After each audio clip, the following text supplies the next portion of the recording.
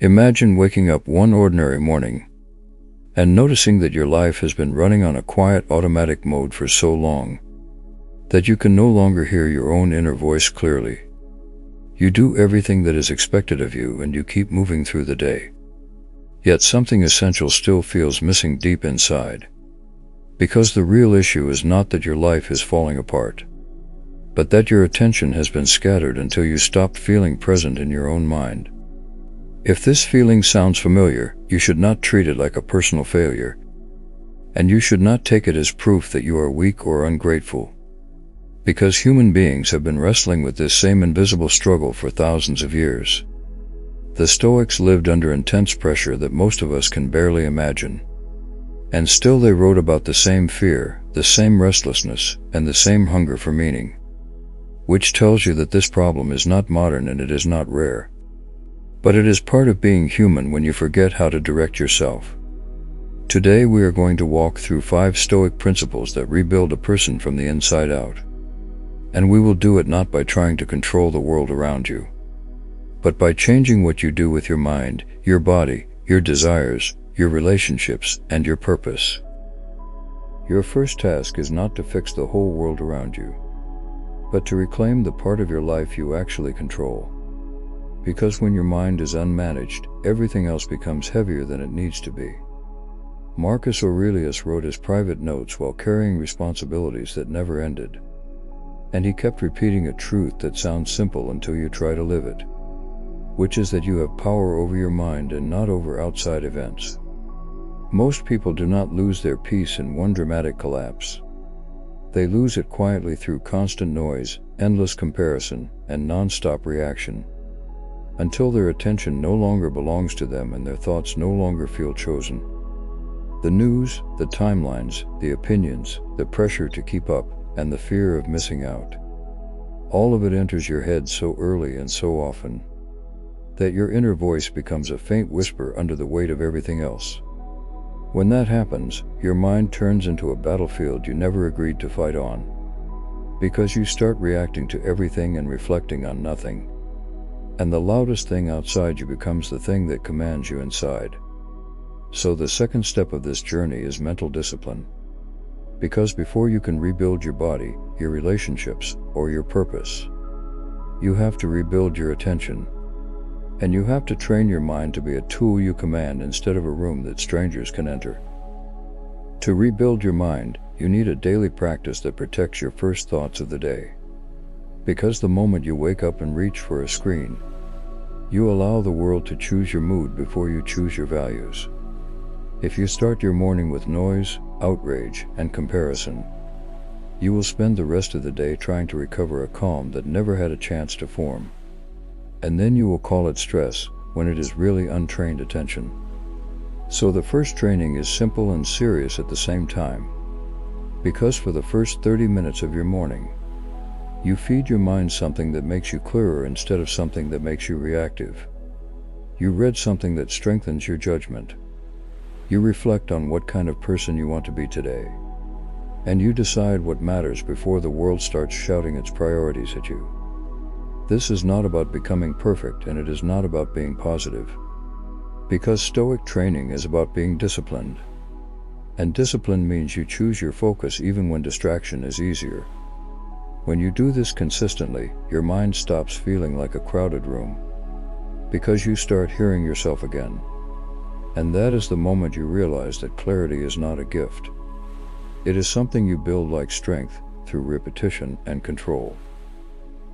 The next step is where most people stay trapped for years, because they mistake their beliefs for facts, and they never question the sentences their mind repeats when it is afraid. You hear thoughts like, "I cannot, I am not enough, and it is too late." And because they arrive with emotion, you assume they must be true, even though they are often just habits of interpretation built from past disappointments. Epictetus explained that suffering does not come from events alone, but from the judgments we attach to events, which means the same situation can destroy one person and strengthen another, depending on what they decide it means. So you train a pause between what happens and how you respond, because that pause is the place where your freedom lives. and without it you will keep reacting like a puppet to every trigger. When a limiting belief appears, you do not fight it with fake optimism. You confront it with disciplined honesty, by asking whether it is a fact you can prove, or a story your fear keeps repeating because it feels familiar. Then you rewrite the story into something more accurate and more powerful. So that I do not have time becomes I am learning to prioritize what matters. And I am not smart enough becomes I am building the skills I need step by step. And it is too late becomes I can begin again in this moment if I choose to. Each rewrite is not a quote for motivation. It is a decision to stop agreeing with the version of you that wants to stay small.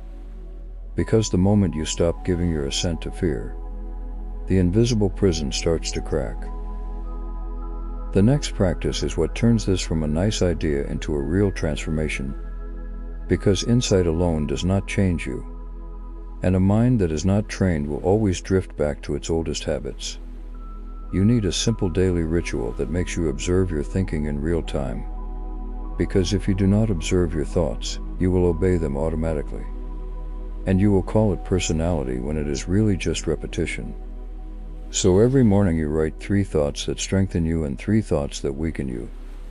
Not to judge yourself and not to feel guilty, but to see clearly what kind of inner voice you have been feeding. Throughout the day you catch the weakening thoughts the moment they appear, and you replace them with something true, disciplined, and realistic. Because Stoicism is not about pretending everything is fine. It is about choosing the most accurate response when your emotions want chaos. At night you review your day like a calm commander instead of a harsh critic. And you ask whether your mind served you or sabotaged you. Because honest reflection is how you build character without self-hate. When you do this consistently, your mind stops feeling like a storm you must survive. Because it becomes a tool you can direct. And the noise of the world stops deciding who you are. This is why the Stoics treated attention like leadership. Because your mind is your kingdom. And if you do not rule it deliberately, something else will rule it for you. Rule 2 begins with the body, because the Stoics understood that a weak body makes the mind unstable. And when your energy is low, your discipline collapses and even small problems feel heavy. You cannot expect a calm mind while living inside a system that is exhausted and neglected. Because fatigue turns patience into irritation and turns courage into avoidance. And then you start blaming life when the real issue is that your foundation is shaking. Marcus Aurelius reminded himself at daybreak that he was born to act as a human being, which meant he did not wait for motivation to appear before he moved. And he did not negotiate with comfort when duty was calling. So the Stoic approach is to treat sleep, food, and movement as training. Because every choice you make with your body either strengthens your willpower, or quietly teaches you that you cannot trust your own promises. You do not need perfection and you do not need an extreme plan to begin. But you do need a baseline of self-respect that you practice every day. Because self-respect is not something you feel once and keep forever. It is something you build through consistent actions that match your values. When your body becomes stronger and more reliable, your mind becomes clearer and calmer. Because strength creates stability, and stability makes it easier to choose wisely. Which is why Rule 2 is not about looking impressive, but about becoming the kind of person who can carry life without breaking. Food is one of the most honest mirrors you have, because it shows you whether you live by impulse or by intention, and it reveals how often you trade your future strength for short comfort. Stoic discipline does not mean you punish yourself or chase perfection. It means you stop treating your body like a place where you dump stress, and you start treating each meal like a vote for the person you are becoming.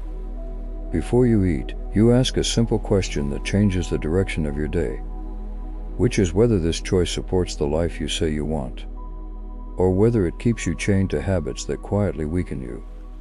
When you practice that question consistently, you build awareness instead of guilt. Because awareness makes you conscious, and consciousness creates control. And control is what turns health into something stable rather than temporary. You begin to notice how certain foods sharpen you and how others fog you. And you stop calling it random, because you can feel the pattern in your energy. And once you see the pattern, it becomes harder to lie to yourself comfortably. This is why nutrition is not only physical but psychological. Because when you keep a promise to your body, you strengthen the part of you that keeps promises everywhere else. Little by little, you stop eating like someone who is trying to escape, and you start eating like someone who respects the life they are building. Because discipline at the table becomes discipline in the mind. And the mind always follows what the body proves is possible. Sleep is the quiet foundation that holds your mind together, because even the best philosophy becomes difficult to live when your nervous system is exhausted and your attention is constantly breaking. Seneca warned that life feels short not because time is cruel, but because we waste too much of it without noticing what we are trading away. And every late night spent scrolling or escaping is often a loan taken from tomorrow's strength. When you sleep poorly, your emotions become louder and your patience becomes thinner. And your mind becomes more vulnerable to fear, comparison, and impulsive decisions. Which means you are not only tired, but easier to control by whatever triggers you. Stoic discipline treats sleep as self-respect rather than laziness. Because rest is not a reward for finishing life perfectly. It is the fuel that allows you to face life with clarity and courage. So you protect your night like a warrior protects his weapon. By choosing a consistent time, reducing noise before bed, and giving your mind a clean landing instead of a chaotic crash. When you sleep well, your thoughts become sharper and your emotions become steadier. And your willpower stops feeling like something fragile. Because real strength is easier to access when your body is restored. This is why sleep is not a small habit. Because it quietly decides whether tomorrow you will act with discipline, or whether tomorrow you will simply react and call it life. Movement is not only exercise, because movement is a message you send to your nervous system. And when you stay still for too long, your emotions often start to stagnate and grow heavier. When you feel anxious, your body is often carrying energy with nowhere to go. So your mind starts spinning stories to explain the tension, even though the real solution might be giving that energy a direction. This is why the Stoics respected daily movement. Because they understood that discipline is built through action, and action is what reminds you that you are still capable of command. You do not need a gym and you do not need expensive gear. Because the point is not the setting. The point is the consistency that proves you do not surrender to inertia. So you walk when your mind feels crowded. You run when anger builds pressure inside you. And you lift something heavy when you feel lost. Because effort brings you back into your body and out of your unnecessary thoughts. Epictetus taught that no great thing is created suddenly. Which means you do not look for a perfect routine. You look for a routine you can repeat even on your worst days. When you move daily, even for 20 minutes, you build a quiet confidence that does not depend on motivation, because your body begins to trust you. And that trust becomes the base of courage in the rest of your life. The next practice is voluntary discomfort, because comfort can become a cage. And a person who always chooses the easy option slowly trains themselves to panic when life becomes hard. The Stoics believe that you should sometimes choose difficulty on purpose. Not because life needs to be painful, but because strength is built when you prove to yourself that discomfort is survivable. Seneca would occasionally sleep on the floor and eat simple food, because he wanted to remember that luxury is a preference and not a dependency. And he wanted to know that his peace could not be taken away by losing comfort. Marcus trained in harsh conditions during war, because he understood that character is revealed when things are inconvenient, and that the person who cannot handle small discomforts will not handle big challenges well. In your life, voluntary discomfort can be small but consistent, because you build this strength by finishing what you start, by taking the cold shower you want to avoid, by doing the difficult work before the easy entertainment, and by staying present in a hard moment instead of escaping into distraction. Every time you choose challenge over ease, you teach yourself that you are reliable. And reliability is what creates self-trust. Because you stop making promises you do not keep. And you start becoming the person who follows through. That self-trust becomes uncheckable confidence over time. Because it does not come from opinions, compliments, or lucky days. It comes from private proof that you can endure discomfort without breaking. Rule 3 is about desire, because many people think they are suffering from life, when they are really suffering from the gap between what they have and what they keep craving. The Stoics noticed that desire can be endless if you never train it, because the mind will always find a new thing to want. And if your peace depends on getting that new thing, you will always feel behind. Epictetus said that freedom is not achieved by having everything, but by needing less. And needing less does not mean living without joy. It means your joy is no longer held hostage by conditions you cannot control. When your desires are undisciplined, you become fragile, because you start needing people to behave a certain way, needing outcomes to be perfect, and needing life to be comfortable for you to feel okay. So the Stoic practice is to reduce the unnecessary needs, by asking what you truly require to live with dignity, and what you only want because comparison and insecurity trained you to want it.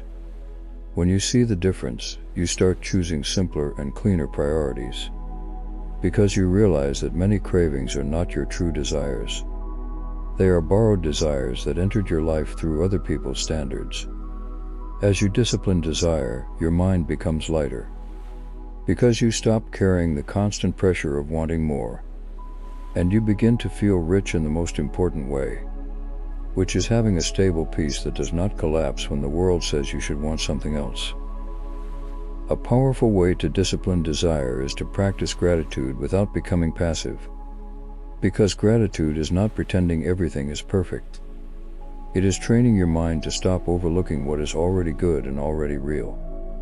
When you are always chasing the next upgrade, the next approval, or the next win, your nervous system stays in a constant state of hunger. And hunger makes you restless even on days that are objectively fine. So you train yourself to notice what is stable, like having a body that still carries you, having people who still care, and having time today to make one decision that improves tomorrow. At the same time, you practice wanting less in places that weaken you. So you stop chasing attention that does not respect you. You stop chasing shortcuts that destroy your discipline. And you stop chasing perfection that only delays your progress. The Stoics called this internal wealth, because a person who needs less is harder to control, and a person who is harder to control is able to live with more dignity. When you reduce craving, your emotions become steadier, because you stop riding the roller coaster of hope and disappointment, and you begin living from a quieter center that does not beg the world for permission to be okay. This is not about becoming cold or detached. It is about being free enough to enjoy what is good, without becoming desperate for what you do not have. Rule 4 is about other people, because even if you master your mind and body, your peace will still suffer if your relationships are built on fear, control, and unspoken resentment. Many people feel exhausted in relationships not because love is impossible, but because they keep trying to manage what they cannot control, which is another person's mood, effort, honesty, or emotional maturity. Marcus Aurelius reminded himself that he could avoid a lot of trouble by not obsessing over what other people say or do, because your life becomes smaller when your attention is trapped inside someone else's behavior. The Stoic approach is not to stop caring, but to care in a disciplined way that protects your self-respect, because you can offer kindness without surrendering your boundaries. So you learn to say what is true without attacking. You learn to set limits without guilt. And you learn to observe patterns without lying to yourself for comfort. When you stop begging people to be different, you regain the energy you wasted on disappointment. And you can finally direct that energy toward what you actually control, which is your standards, your choices, and your response. This is how relationships become healthier. Because you stop trying to win love through over-explaining, over-giving, and self-abandoning.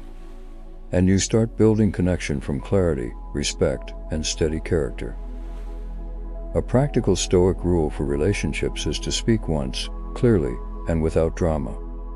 Because repeating yourself to someone who is committed to misunderstanding you is a slow form of self-betrayal. Many people keep arguing, explaining, and proving their point. Not because the truth is unclear, but because they want the other person to finally validate their reality. The Stoics would say that this is where suffering multiplies. Because you are trying to control an outcome that is not fully yours, and you are tying your peace to whether someone chooses to understand you. So you practice clarity, which means you say what you mean directly. You ask for what you need without begging, and you allow the response to reveal whether the relationship is built on respect or on convenience. If someone crosses a boundary, you do not threaten and you do not perform anger. You simply follow through calmly. Because calm follow-through is stronger than emotional speeches. When you learn to act this way, you stop chasing closure from people who cannot give it. And you stop expecting maturity from people who have not trained it, which protects your heart from unnecessary wounds. This does not make you harsh. It makes you honest. Because you stop pretending that love means tolerating what you know is damaging. And you start treating self-respect as part of how you love. Rule 5 is purpose, because even a disciplined mind and a strong body can feel empty. If you are moving through life without a direction that makes suffering feel meaningful. The Stoics believe that a human being is not designed to live only for comfort. Because comfort without purpose quickly turns into boredom. And boredom quietly turns into numbness. Marcus Aurelius wrote that what harms the hive harms the bee. Which is another way of saying that you were not built to live only for yourself. Because the heart becomes stronger when it serves something larger than ego. Purpose is not something you discover like a hidden treasure. It is something you create through action.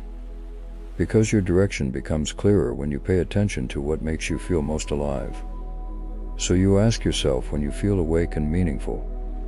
Whether it happens when you help someone, build something, teach something, or create something. Because those moments are clues pointing toward the kind of life your soul can respect. Then you start small, because purpose grows through consistency. And one sincere action is worth more than a perfect plan that stays in your head. When you live with purpose, your pain becomes more bearable. Because you stop suffering for nothing. And you begin suffering for something that makes you stronger, wiser, and more useful to the world around you. When you understand these 5 principles together, you start seeing a pattern. Because the mind gives direction, the body gives stability, disciplined desire gives freedom, relationships give peace, and purpose gives meaning. If one of these collapses, the whole system becomes shaky. Because a clear mind without a strong body becomes fragile. And a strong body without purpose becomes restless. And purpose without disciplined relationships becomes painful. This is why Stoicism is not a set of quotes. Because it is a way of living where your inner world stops being random. And your days stop being a blur of reaction. The goal is not to become perfect.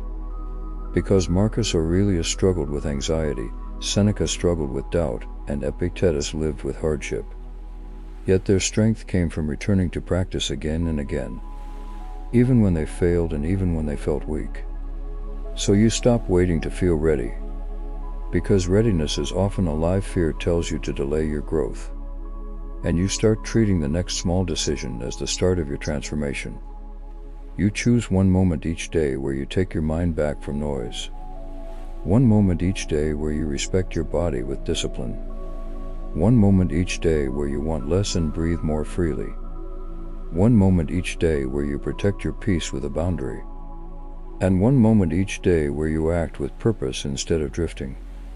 When you do that long enough, you do not just change your habits. You change your identity. Because you become the kind of person who leads themselves. At some point, you will notice that the world around you has not magically become easier. But you will also notice that you have become harder to break. Because strength is not the absence of problems, it is the ability to stay steady inside problems. You will still face delays, disappointment, and days where you feel tired. But you will stop turning those moments into a story about failure. Because your mind will be trained to respond instead of panic. You will start waking up with a clearer center. Because you will no longer begin the day by surrendering your attention to noise. And that alone will make life feel more like yours. You will feel more energy, not because life is perfect, but because your body will be supported by sleep, movement, and discipline. And the supported body creates a calmer emotional baseline. You will crave less of what used to control you. Because you will recognize which desires were borrowed from comparison. And you will begin choosing peace over performance. You will stop chasing people who cannot meet you with respect. Because your boundaries will become calm and consistent. And consistency will protect your heart better than anger ever could. And purpose will begin to feel real. Because you will stop waiting for some grand moment to arrive. And you will start creating meaning through small actions that are sincere and repeatable. This is how you slowly return to yourself. Not through one dramatic breakthrough, but through quiet daily practice that makes your inner life stable enough to trust. There is a moment that comes after enough practice, when you look back and realize you are no longer the person who was disappearing, because you have been rebuilding yourself in small pieces without needing anyone to clap for you. You notice it in simple moments, like choosing not to scroll when your mind feels anxious, or choosing to move your body when you want to collapse into avoidance, or choosing to speak calmly when your old self would have exploded. You realize that the real victory was never about looking strong, because the real victory was becoming reliable to yourself. And reliability is what creates self-respect that does not depend on outside validation. This is why the Stoics focused so much on character, because character is the only thing that stays with you in every situation, and it is the only thing you truly carry into every room you enter. When your character becomes steadier, your life becomes steadier, because your decisions stop changing with every emotion, and your direction stops changing with every opinion. You begin to feel something that is rare in modern life, which is inner quiet. Not the quiet of emptiness, but the quiet of a mind that is no longer fighting itself all day. And once you taste that quiet, you stop chasing chaos. Because you finally understand that peace is not boring. Peace is power that has learned how to hold itself. That is what these 5 principles are building inside you. A kind of strength that does not need to be loud, because it is real. Now imagine what happens when you keep going. Not for a week and not for a month, but long enough that these principles become the default way you live. You stop needing life to be easy in order to be okay. Because you have trained your mind to stay clear, your body to stay strong, and your desires to stay disciplined. You stop treating setbacks like proof that you are cursed, because you see them as training. And you respond with patience instead of panic, which is how you become someone who can handle pressure without losing yourself. You also stop tolerating relationships that drain you, not because you become cold, but because you become honest about what respect looks like. And you stop confusing attachment with love. Purpose becomes clearer too, because you are no longer waiting for confidence to arrive before you act. And action is what creates confidence in the first place. You begin to contribute, build, teach, help, or create in small, consistent ways. And those consistent actions slowly shape a life that feels meaningful. Because meaning is not a feeling you chase. It is a result you create by living in alignment with your values. This is why Stoicism has survived for centuries. Because it is not a trend and it is not a comfort story. It is a practical method for turning chaos into character. And when character becomes your foundation, you stop drifting. because you finally have something solid inside you to steer with. So if you are listening to this and you recognize yourself in that first scene, where you are functional on the outside but fading on the inside, you should know that the way back is not mysterious, because it begins with one clear decision that you repeat until it becomes your life. You begin by reclaiming your mind from noise, so that your attention belongs to your values before it belongs to the world. And you practice disciplined thinking that refuses to obey fear automatically. You strengthen your body with sleep, movement, and clean consistency, not to impress anyone, but to build a foundation that can carry your life with steadiness. You discipline desire so you stop living in hunger and comparison, and you become free enough to enjoy what is good, without becoming desperate for what you do not have. You clean up relationships by focusing on what you control, which is your standards, your boundaries, and your response. And you stop trading your peace for people who refuse to meet you with respect. You live with purpose by acting in small, sincere ways, because purpose grows through action, and action turns ordinary days into a life that feels meaningful. When these 5 principles move together, you become difficult to break, because you are no longer living as a contradiction, and you are no longer waiting for life to change before you lead yourself. This is the quiet truth the Stoics were pointing to. That transformation is not a single moment. It is a daily alignment. And the moment you begin practicing it, you are no longer disappearing, because you are returning to yourself.